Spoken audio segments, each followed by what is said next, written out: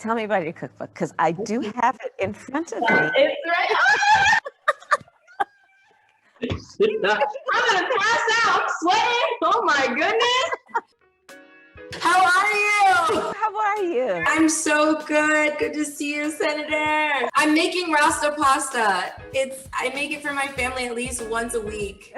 It's so good. It's coconut milk and curry powder and all the good things. Oh, good.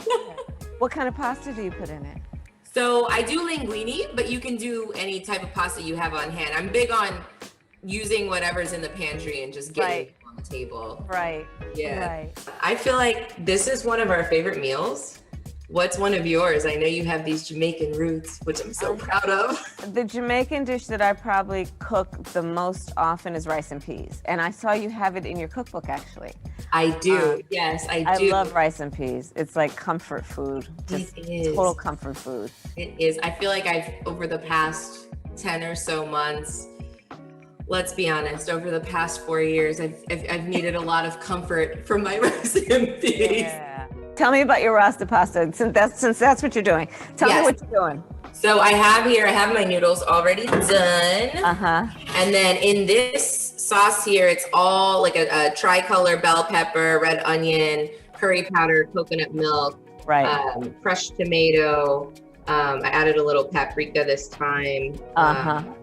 A little bit of brown sugar, which is my secret to sweeten it up. Yep. And then I'm gonna mix it in with these noodles here, add in some spinach. That's how I sneak in my veggies with the kids. Oh yeah, that's smart. I have these shrimp that I'm gonna cook up here. It has my jerk seasoning on it.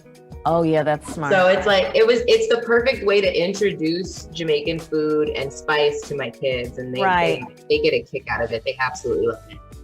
And so I guess my question for you would be, what message do you have for us when it comes to voting this year, and why it's so important, and what we're working towards? Everything's at stake. I mean, every single thing. Everything, right? You think about the fact that we're in the midst of at least 4 crises happening all at once that have highlighted long-standing issues, right? But COVID, in terms of the public health component of it, and what it has highlighted in terms of racial disparities on healthcare in America, right? You look at it in terms of the economic crisis. Aisha, 1 in 5 mothers in America today is describing her children under the age of 12 as being hungry. Right. And this is something I've advocated for a long time. And when I heard those statistics, I mean, it's just, it's ridiculous. A hunger crisis, right, in America.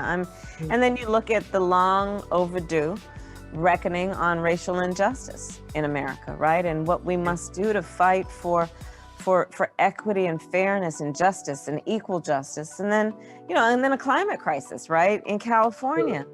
On the West Coast and the Gulf Coast states, the storms. I agree. I feel like this is just, we're voting right now for humanity.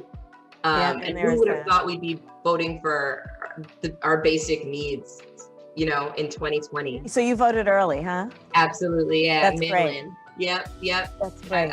I've been telling everybody, I'm like, Biden, Harris, or bust. So we got to get it done. And we want to encourage people to go to iwillvote.com so that they'll know where they are registered to vote and where they can go in terms of the polling place, but also for drop boxes and things. But again, we encourage people to vote early. So that's really great. Thank you for that. Absolutely.